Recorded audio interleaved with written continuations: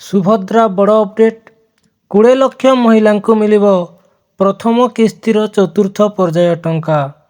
ଉପମୁଖ୍ୟମନ୍ତ୍ରୀ ପ୍ରଭାତୀ ପରିଡ଼ାଙ୍କ ବଡ଼ ଘୋଷଣା।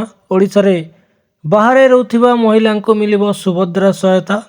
ଜାଣନ୍ତୁ କ'ଣ କରିବାକୁ ପଡ଼ିବ।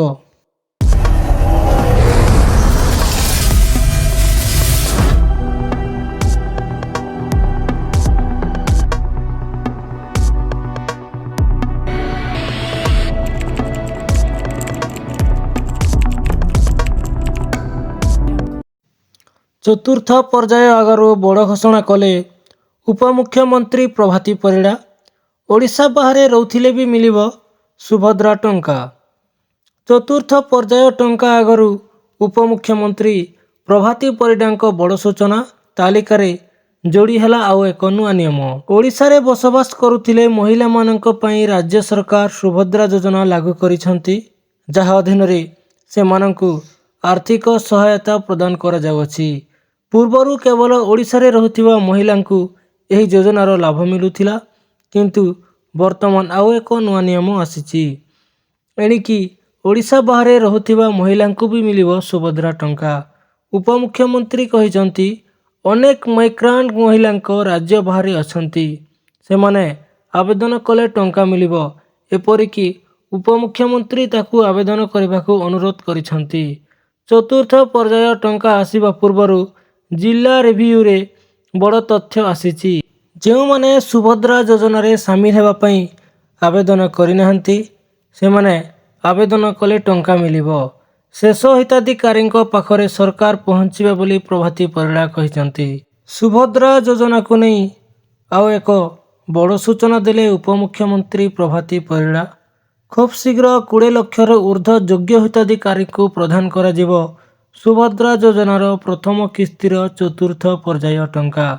ଜାନୁଆରୀ ଶେଷ ସୁଦ୍ଧା ଏହି ଟଙ୍କା ପ୍ରଦାନ କରାଯିବ ବୋଲି ସେ କହିଛନ୍ତି। ଉପମୁଖ୍ୟମନ୍ତ୍ରୀ ଆହୁରି କହିଛନ୍ତି, ସୁଭଦ୍ରା ଯୋଜନା ଆବେଦନକୁ ନେଇ ଜିଲ୍ଲା ଭିତ୍ତିକ ସମୀକ୍ଷା କରାଯାଇଥିଲା। ସମୀକ୍ଷା ବେଳେ ରାଜ୍ୟର ଅନେକ ମହିଳା ବାହାର ରାଜ୍ୟରେ ଥିଲା ଜଣାପଡ଼ିଛି। ଏହି ମହିଳାମାନେ ସୁଭଦ୍ରା ଯୋଜନା ପାଇଁ ଆବେଦନ କରିନାହାନ୍ତି। ସେମାନେ ଆବେଦନ କଲେ ଯୋଗ୍ୟତା ଆଧାରରେ ଯୋଜନାର ଲାଭ ପାଇପାରିବେ ବୋଲି ଉପମୁଖ୍ୟମନ୍ତ୍ରୀ କହିଛନ୍ତି।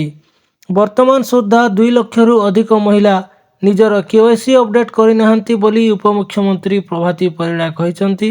ଅଜାଣତରେ ଆବେଦନର ଅଧାରୁ ବାହାରି ଯାଇଥିବା 31,000 ମହିଳାଙ୍କ ମଧ୍ୟରୁ 17,000 ଜଣ ଆବେଦନ ପୂରଣ କରିଛନ୍ତି। KYC ଅପଡେଟ୍ ପରେ ଯୋଗ୍ୟ ହିତାଧିକାରୀଙ୍କୁ ସୁଭଦ୍ରା ଯୋଜନା ଅର୍ଥ ପ୍ରଦାନ କରାଯିବ ବୋଲି ସେ କହିଛନ୍ତି। ଆସନ୍ତା 2025 ମାର୍ଚ୍ଚ ମାସ ପୂର୍ବରୁ ପ୍ରଥମ କିସ୍ତି ଟଙ୍କା ସମସ୍ତ ଯୋଗ୍ୟ ହିତାଧିକାରୀଙ୍କୁ ପଠାଇବା ଲାଗି ରାଜ୍ୟ ସରକାରଙ୍କ ଲକ୍ଷ୍ୟ ରହିଛି। ତାହେଲେ ଏହା ଥିଲା ସୁଭଦ୍ରା ଯୋଜନାକୁ ନେଇ କିଛି ନୂଆ ଇନଫର୍ମେସନ୍।